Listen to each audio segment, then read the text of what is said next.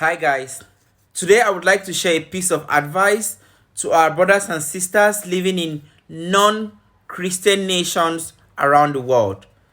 Now, if you've noticed, in most non-Christian nations around the world, let's say the Gulf countries, let's say even Turkey, let's say maybe Lebanon, some parts Middle East, you get most of these countries make it hard for foreigners, especially foreigners of African descent, to be fully integrated in their system and have their passport or permanent resident.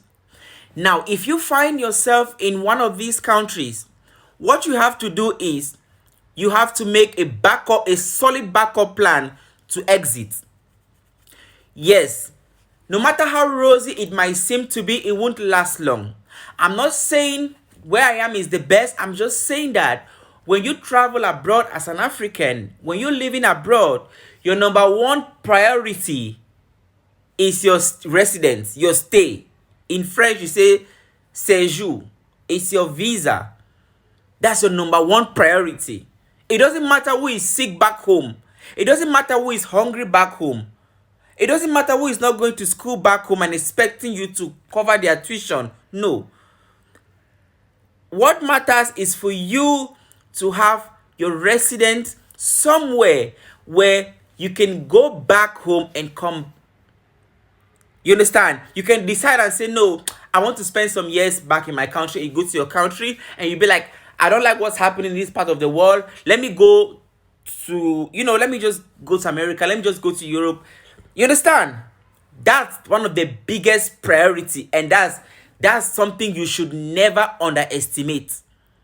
Now, I'm not talking about salaries here because I know some people are funny. They would try to leave the message and just pick something else. It doesn't matter how much they pay you in Dubai. It doesn't matter how much they pay you in Kuwait, blah blah blah, whatever. The fact is that people have been living in these countries for the past 10 years. They don't have the Emirate passport. Yes. I think we should be talking about things like this online so that maybe in future they can do something about it, because it's not okay for someone to be living in a country paying taxes directly or indirectly and you cannot give them permanent residence when they are not a nuisance. Some even speak your language. It doesn't make sense. So if you find yourself in any of these countries, my dear brothers and sisters, make a backup plan. The small money you earn, make a solid plan to exit. Most of the time, Christian nations are better. Yes, I'm telling you what I know. I've lived in 3 Muslim countries, and I've lived in I've been to 16 or 14 Christian countries. Yes. And I know what I'm saying. When you live in Christian nations, you have so many opportunities to be fully integrated in their system.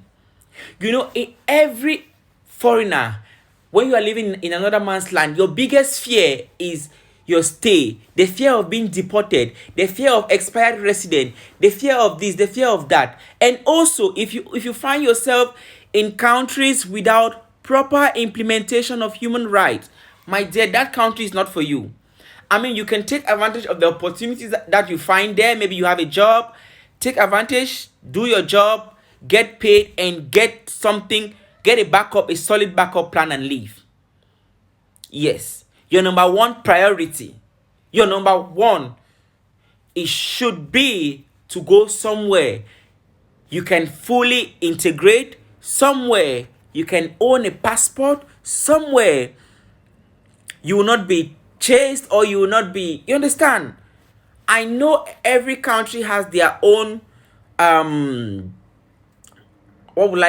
negative side, but then it's so important, especially if you are most of the time, most non-Christian people can live in Christian countries without any worries. You understand? They will get the full integration. They can get their passport and everything. I know what I'm saying. But when Christians, I don't want it to be anyway. Just know that if you find yourself in a non-Christian nation, try to go somewhere you can be fully integrated, somewhere you can put to bed. Some of these countries, when you get pregnant, you have to go back home to put to bed, then come again. Some of these countries, you cannot even get married. Yeah, because of their laws, you cannot get married. You cannot even look at their girls in the streets. Come on. You cannot look at their girls in the street. Cameras will catch you, blah, blah, blah. So it's so important to go somewhere with more freedom than somewhere with so many strict policies, because it's not easy for you to live abroad. Say you've been living in the Middle East, you've been comfortable living in a beautiful apartment, blah, blah, blah, rolling life, and then suddenly you come back home. It will be so difficult for you to live back in Africa when you've been living for so many years abroad. Except maybe you are going back on retirement. Yeah, but before going back on retirement, don't you think it would be nice to go back on retirement and be like, okay, I'm going back to my country. But then maybe there is something happening in your country. Maybe there is political instability. Maybe you have natural disasters like earthquakes. Maybe there is anything like a force majeure, like something no one saw it coming. And you'll be like, okay, since we have earthquakes, since we have political instability, civil war going on, let me just take a flight to Europe since I have my passport. Because here in Europe, in most European countries, if you stay there for 5 years or 6 maximum, and you speak their language, and you are not involved in any crime, and you're working and paying taxes, I'm not talking about people who are living in Europe under government benefit. People who are living, especially in Germany, people who are living in Europe, they don't work. They only take money from the government. I'm not talking about that category. I'm talking about, I'm not judging anyone. People do what they want to do with their lives. But I'm just saying, in most European countries, if you're working, you work your own money, you pay your bills, not like the government is paying for you. After a certain time, you can request for permanent resident and eventually a passport. But this is not the case with most non-Christian nations. So think smart. While you still have that energy to work, be smart. Get you a comfortable place. Not even you can be comfortable where you are, but then the fact that you don't have permanent resident, the fact that you're not fully integrated, the fact that you have limited opportunities, the fact that some of the black guys there cannot even get married to local girls in that country, that's a red flag, and so on. So you have to make a solid backup plan and exit before it's too late. Yeah, because they always make it difficult for foreigners to get permanent resident. You see British Americans, they'll live there, they have their passport, they are there to make money, and they will never remain there for life. Even if they want to remain, they'll make it easier for them. But as an African, if you're living abroad in a country that will not give you passport, that has limited opportunities to have their passport, limited opportunities to have their permanent resident, my dear, you should think like an African and act fast. Act fast. Work safe, make a plan, and leave.